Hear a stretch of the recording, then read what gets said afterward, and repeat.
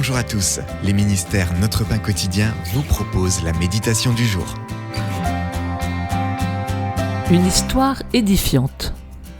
Dans le film culte Citizen Kane, Charles Foster Kane amasse fortune et pouvoir en bâtissant un empire de la presse écrite. Dans cette histoire, rappelant Ecclésiaste au chapitre 2, versets 4 à 11, Kane ne se refuse aucun plaisir, allant même jusqu'à se construire un château au grand jardin rempli de trésors artistiques. Comme tous les manias, Kane recherche l'adulation. Il finance sa propre carrière politique et lorsqu'elle échoue, il prétexte la fraude électorale pour expliquer sa défaite et sauver la face. Il bâtit un opéra pour sa femme et l'oblige à se lancer dans une fâcheuse carrière de cantatrice pour se mettre lui-même en valeur. L'histoire de Kane fait aussi penser à l'Ecclésiaste où la richesse nuit à celui qui la recherche et l'amasse.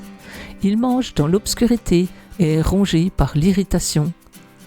Charlie Kane finit sa vie seul, isolé et fâché dans son château.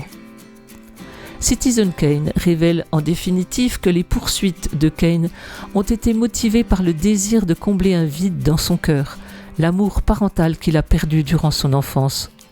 Je peux imaginer l'Ecclésiaste s'identifier à cette conclusion. Notre Père a mis la pensée de l'éternité dans le cœur de l'homme, qui ne peut jouir de la vie en dehors de Dieu. L'histoire édifiante de Charles Kane s'adresse à nous tous. Ne cherchons pas le contentement spirituel dans la richesse et le pouvoir, mais en celui qui répand son amour dans notre cœur. C'était un texte de Sheridan Voysey. En quoi imitez-vous Charles Kane ?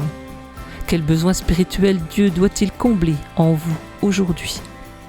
Dieu d'amour, pardonne-moi de tenter d'acquérir un sentiment d'importance par l'achat de choses et la recherche de reconnaissance. Toi seul peux étancher ma soif spirituelle. Cet encouragement vous a été proposé par les ministères Notre Pain Quotidien.